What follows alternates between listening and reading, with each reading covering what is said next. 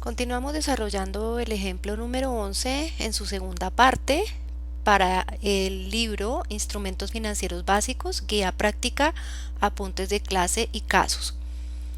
La particularidad de este ejercicio, de este ejemplo, es que se hace un préstamo donde el beneficiario del préstamo sí va a pagar un valor por concepto de intereses financieros. En este caso dio una cifra, no un porcentaje. Por esta razón fue necesario calcular, de acuerdo a esa cifra adicional, que son 10 millones de pesos, cuánto sería como tasa interna de retorno para esos dos periodos.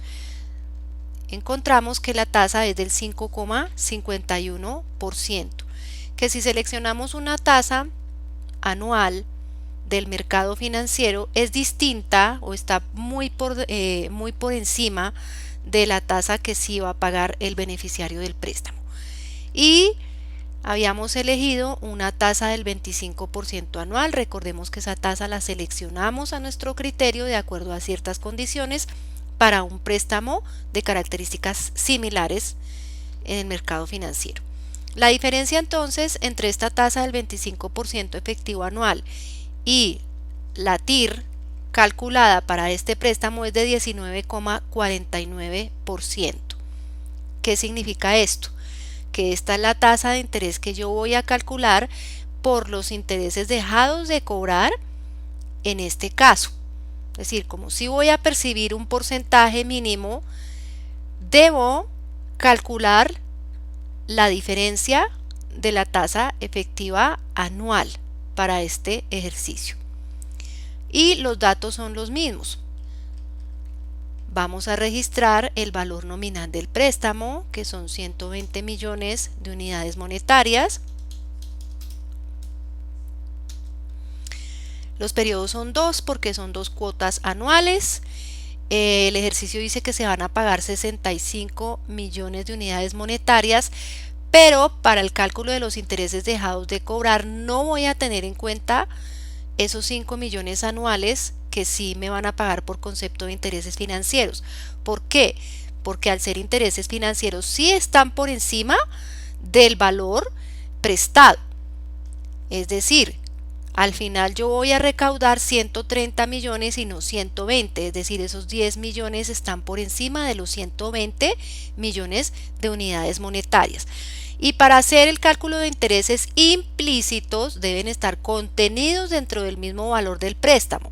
Es decir, para poder tener un dato acertado debo registrar el valor de 60 millones de unidades monetarias. Perdón, eso va en las cuotas. De 60 millones de unidades monetarias para los dos periodos. No debo tener en cuenta esos 10 millones adicionales para la totalidad de los dos periodos porque, como les dije, esos sí son intereses financieros.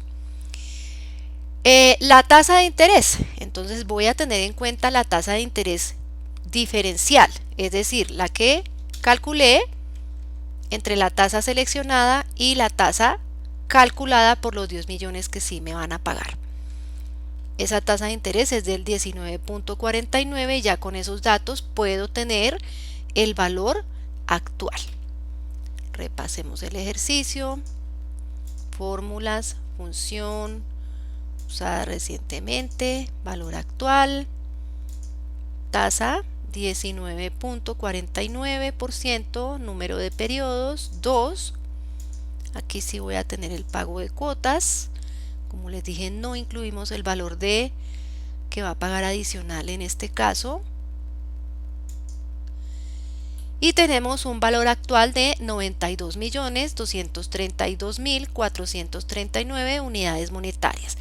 Que el interés implícito resulta de restar el valor nominal del préstamo menos el valor presente para obtener un resultado de 27.767.561 unidades monetarias. Ya con esto puedo hacer el reconocimiento inicial, igual que en los ejercicios anteriores. Reconozco la cuenta por cobrar a socios por el valor presente del instrumento financiero. Reconozco el gasto por intereses implícitos, calculados en este caso, que esto también se presentan en el ORI, en las cuentas del ORI, y el efectivo desembolsado por los 120 millones de unidades monetarias. Después del reconocimiento inicial, debo tener en cuenta el reconocimiento posterior a lo largo de la vida financiera del instrumento para estos dos periodos. Y para eso construyo mi tabla de interés efectivo, ya lo hemos visto en ejercicios anteriores.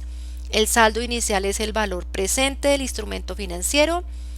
Los intereses implícitos es el valor del saldo inicial por la tasa de interés, que es del 19.49. Aquí tengo pagos de 60 millones de unidades monetarias. Sumo saldo inicial más intereses implícitos menos cuota pagada.